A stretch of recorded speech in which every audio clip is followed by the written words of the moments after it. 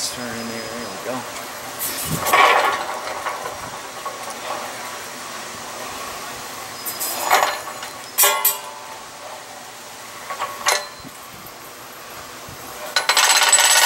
When you hear it clicking like that, that means that the wheel is pressing up against the brake pad and it's engaging the brake and everything's working the way it should.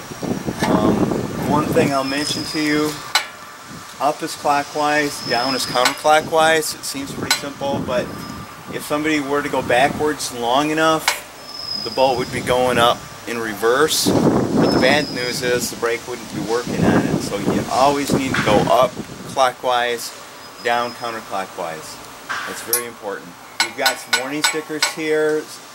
You know, the wheel could let loose if the brake doesn't work. You know, you never want to get your hands inside the wheel when you're using it, just in case something were to break or come loose. The wheel could spin freely.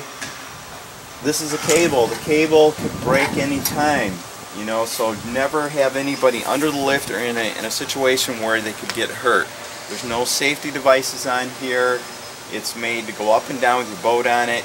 People should not be in the boat on the lift during operation. If the lift's all the way down, there's no weight on the carriage, the boat's floating, yeah, that's fine to get in the boat at that point, but this isn't intended to lift humans. So we've got a sticker up there, kind of a warning sticker about cable breaking, about your hands going in the wheel, plus there's another orange sticker that's got a lot of warnings on it. Just read the manual, pay attention to the warnings. So anyways, what I'm going to do next is pull the cable up. What I try to do, I try to get a level line going on the cable. Like I'll get it started on the far side.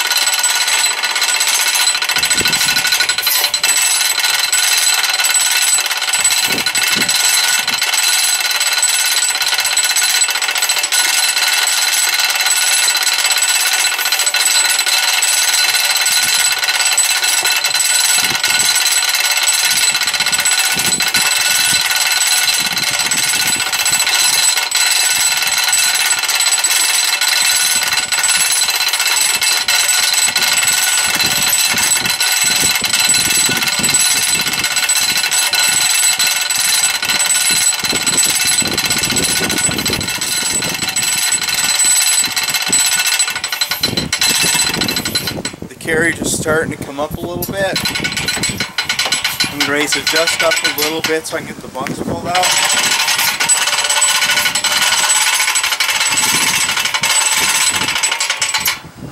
One thing I'll note too is when you have the cable wrapped up like this, first time use, I put some grease on it.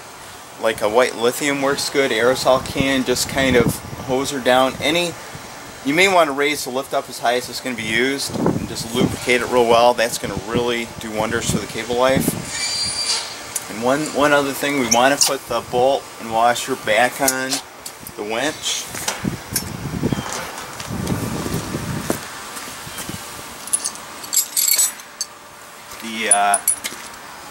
The winch shaft here is going to stick out about 1/8 inch further than the wheel, and it's supposed to do that.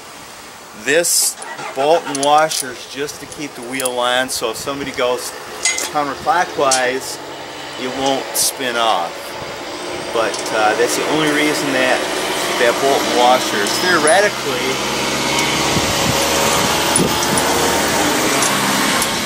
if you've never really cranked it backwards without weight on it, you never need that bolt and washer. The wheel wouldn't come off because it would want to engage in the brake. But go ahead and put that on, tighten her up. There's also a knob here, which I didn't show you going on, but there's a 2 1/2 3/8 by 2 1/2 inch bolt.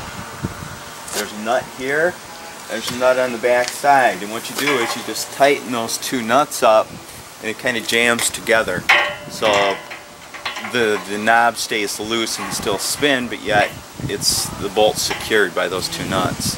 And of course we want to put the cover back on the winch after you have it lubricated. So that's it for the winch and wheel. Again, the cable can break anytime, so be careful. It's a piece of machinery, you know. It's you got to kind of be afraid of it to some degree when you're using it like a tool. So next we'll put the bunks on and get it wrapped up. I'm going to put the vinyl bunks on the lift. I'm going to put on two different types. There's we call it our standard bunks, which is like for a normal V-hull IO boat. We also have, we call them ski bars for ski boats, which get the boat up higher up in the air. And I think what we'll do is I'll set up one bunk on one side with standard and one side with the ski bunks. So what I'm going to do is pull out the bunks that I was using for temporary support.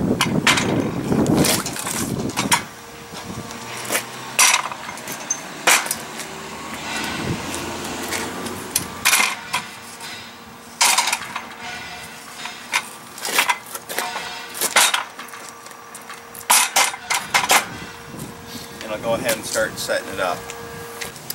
Okay, we're going to put the bunks on the hoist. I have our standard bunks set up on this side, and I'm putting a higher bunk set up on this side for like typically ski boats. And what you're going to get is with a standard setup, you're going to get 8 of these flat bars, and you're going to get 12 half-inch by 5.5-inch bolts with lock nuts. And the flat bar sandwich the twin beam with the bolts. There's a little spacer here that goes in the top portion, and the bolt goes through here like this, the 1/2 by 5.5, and then there's a clip on the back side here that bolt's going to go through. This spacer just keeps these two from collapsing, is all it does. So it goes on there like that.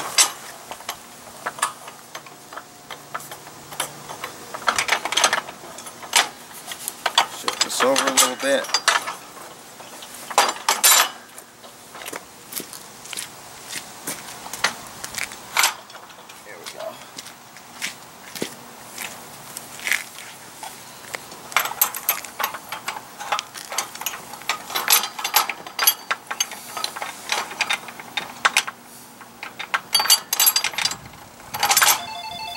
There we go. There we go. Goes in there like that, and there's a little clip here. This goes on this side of the hoist. The clips go on the outside, and what that does is, if for whatever reason the bolt's loosened up, it's only going to allow it to go so far, so it won't spin all the way over and be a problem, you know, like scratching your boat up. So it's kind of a little safety thing put in there. With the lock nuts, you shouldn't really have to worry a whole lot about that. So what you want to do is kind of center it up. What you think your trailer might be a good thing to kind of look at when you set this up. But you're going to want to bevel a little bit. Basically, you're going to want to try to fit the contour of your boat. What I recommend to people is on a calm day, bring your boat in there, bring the hoist up slow, and see how it's sitting on the boat. And in the water, you can slide these back and forth to adjust them. You can have the front in closer, the back out close, or out further. You can kind of be shaped like your boat. Twist it here. You can be shaped like that if you want. Whatever fits your boat best, go ahead and do that, and make sure you tighten up the bolts good once you got it put where you want to. Again, these are 1/2 by 5.5 with lock nut on the back side. Okay, we're going to do the ski bunks on this side of the lift, and we call them ski bunks because that's typically what they're used on. It gets the boat up higher so your keel can clear the bottom of the lift. Essentially, it's the same as the standard side. You have 2 flat bars with bolts that clamp it in place. You're going to have an extra spacer though. One of the spacers is going to be at the very top to keep it from collapsing. The other one will be down here, and this is just to help strengthen it. When it's all bolted together and clamped up, it becomes a more stable system up high like that. So again, 1/2 by 5 1/2 everywhere but here. The top one's going to be a 1/2 by 6.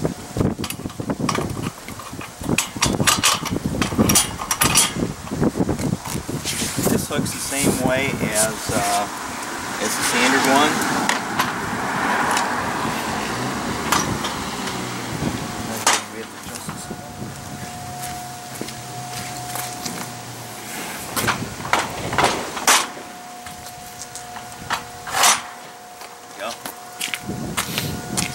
So you're going to have a spacer, you're going to have a 1/2 by 6, a longer bolt, and you can go ahead and get started. And the clip will be on the inside, and your little keeper there to keep it from going too far one direction is on the outside of the lift.